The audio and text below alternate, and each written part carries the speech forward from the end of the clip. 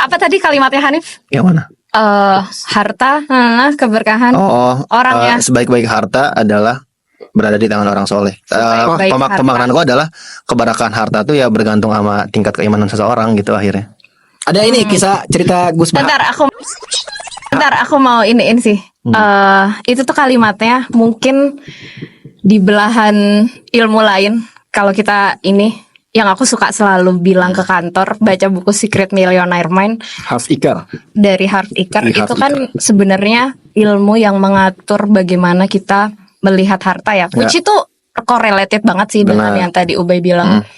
Dimana di situ kayak ternyata dari 17 sifat untuk pengen jadi orang yang kaya raya mampus tajir melintir.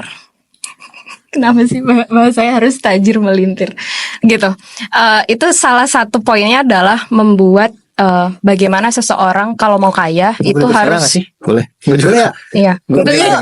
Iya. Itu tuh harus ngeplan. Diam. Itu tuh harus ngeplan hal-hal baik yang kira-kira duit kalau kita mau dikasih uang 1 miliar itu tuh duitnya tuh untuk melakukan apa sih gitu. Dimana di situ kayak selalu diberikan statement bahwa kita tuh nggak boleh kaya atas dasar harta yang bisa jadi musuh gitu kayak. Aku pengen kaya karena hidup aku dulu susah gitu. Biasanya balas dendam atas nama revenge gitu kayak, aku mau beli harga diri orang ini karena aku dulu dilecehkan gitu. Itu kan dia bilang itu tuh harta yang bikin susah. Jadi ketika orang semakin kaya, mungkin dia dapat itu uangnya, tapi itu tidak memberikan kebahagiaan.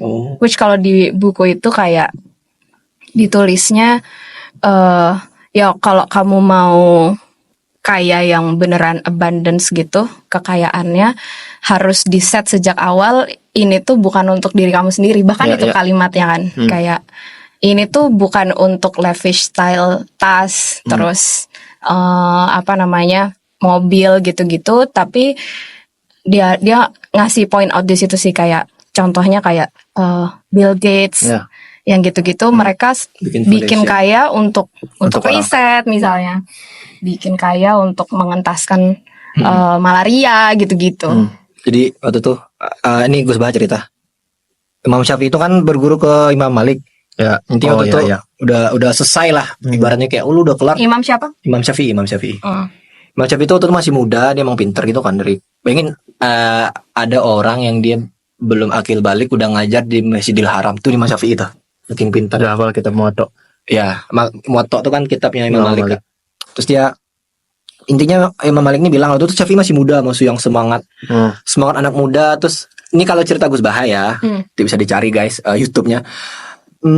Imam Syafi'i itu masih yang beranggapan gak haruslah harta banyak, bahaya tuh membuat kita cinta dunia gini gitu. Waktu dia beli masih muda, cerita Gus Bah. Terus Imam Malik bilang coba kamu pergi ke Irak gitu, kalau nggak salah Irak atau Kufah gitu, ke Imam Malik. Nah Imam Malik nyuruh dia, kalau nggak salah Imam Syaibani ya atau siapa aku lupa, Imam Syaibani kalau nggak salah datang nih Imam Syafi'i ke beliau jauh tuh. Nah datang ke rumah beliau tuh ke rumah tamu beliau si Imam ini ceritanya kayak lagi numpuk emas di kotak-kotak gitu. Beneran kayak kalau kita kecil ngumpulin kelereng pak. Imam siapa yang numpuk emas? Aku kalau nggak salah Imam Syaibani ya, cuma nanti aku cek lagi ya. Numpukin emas kan justru. Dia orang kaya intinya, cerita dia orang kaya nih. Dia numpuk-numpukin emas ya, Syaibani kalau nggak salah. Terus Imam Syafi'i datang kan, padahal dengan niat berguru kan, karena diperintahkan sama gurunya sebelumnya. Tapi dalam hatinya, mana deh ini ulama kok duitnya banyak, duitnya kayak gitu.